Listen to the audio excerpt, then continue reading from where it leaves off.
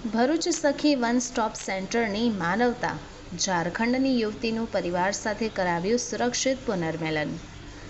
ભરૂચમાં સખી one stop સેન્ટરની ટીમે સમયસર અને સંવેદનશીલ કાર્યવાહી કરીને ઝારખંડથી ભાગીને આવેલી એક સગીર યુવતીનું તેના પરિવાર સાથે સુખદ પુનર્મિલન કરાવ્યું હતું. દીકરીને સલામત હાલમાં જોઈને પરિવારજનો ભાવુક બની ગયા હતા અને સેન્ટરની ટીમ તથા પોલીસનો આભાર વ્યક્ત કર્યો હતો. મળતી વિગતો અનુસાર ઝારખંડની આ યુવતીને 6 મહિના અગાઉ સોશિયલ મીડિયા મારફતે એક સગીર યુવક સાથે ઓળખાણ થઈ હતી, જે બાદ પ્રેમ સંબંધમાં ઓળખાણ ફેરવાઈ ગઈ. પરિવાર દ્વારા સંબંધને નકારવામાં આવતા બંને યુવક યુવતી ભાવનાત્મક દબાણમાં આવી ગયા હતા અને ઘર છોડવાનો નિર્ણય લીધો હતો. યુવતીએ પોતાની કોલેજ ફીમાંથી બચાવેલા રૂપિયા અને યુવકે માતા પાસેથી લીધેલા રૂપિયા લઈને 11 ડિસેમ્બરે ટ્રેન મારફતે અંકલેશ્વર પહોંચ્યા હતા. અંકલેશ્વરમાં રહેવા માટે મકાન શોધતી વખતે ઓળખપત્રની માંગ થતાં શંકા ઊભી થઈ અને મકાન ભાડે મળ્યું ન હતું.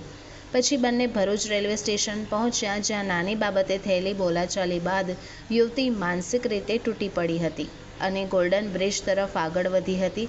જે સમયે ફરજ પર હાજર આરપીએફના જવાને સચેતતા દાખવી યુવતીને અટકાવી પોલીસ મથકે લઈ જઈ પૂછપરછ કરી, જેમાં સમગ્ર ઘટનાક્રમ સામે આવ્યો. પોલીસ દ્વારા 181 અભયમ મહિલા હેલ્પલાઇન મારફતે યુવતીને સખી વન સ્ટોપ સેન્ટર ખાતે ખસેડવામાં આવી. સેન્ટરની સંયોજિકા વૈશાલી ચાવડા અને તેમની ટીમે સહાનુભૂતિપૂર્વક કાઉન્સેલિંગ કરી યુવતીનો વિશ્વાસ જીત્યો. વાતચીત દરમિયાન યુવતીએ પોતાની માતાનો સંપર્ક આપતા તરત જ પરિવારજનોને જાણ કરવામાં આવી હતી.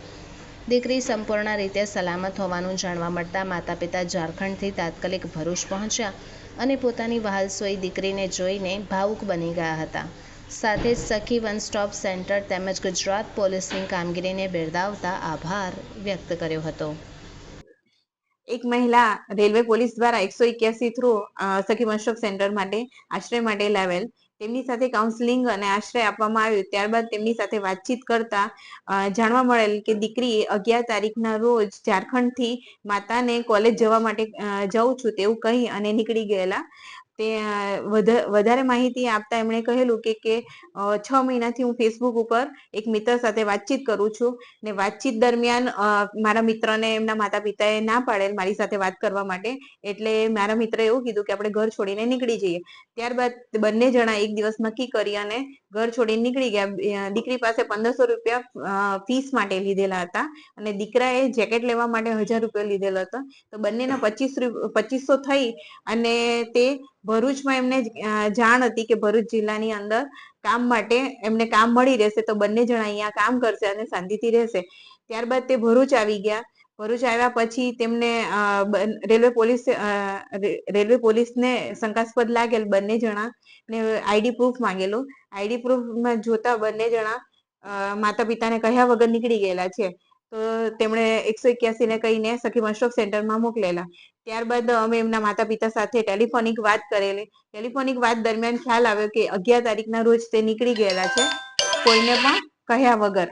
તેમણે શ્વાસ લીધી કે શાંતિથી કે ભાઈ મારી જે દીકરી છે તે સેન્ટર પર અહીંયા સહી સલામત છે અને એની સાથે કોઈ પણ જાતની ઘટના બની નથી. ત્યારબાદ તેમને અહીંયા આવવા માટે 2 દિવસમાં જણાવેલું કે 2 દિવસમાં આવી જશે. હાલ અત્યારે માતા અને પિતા એમને લેવા માટે આવેલા છે.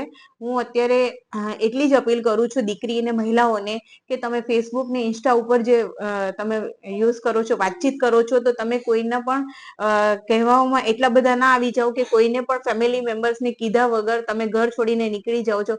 પછી તમારી સાથે એવી કોઈ પણ ઘટના બને કે ભાઈ કંઈ પણ બની શકે છે તમારી સાથે. એટલે તમે ફેસબુક ને ઇન્સ્ટા ઓછું યુઝ કરો અને યુઝ કરો તો પછી સેફલી માતા પિતાને પણ જાણ કરો. Thank you so much.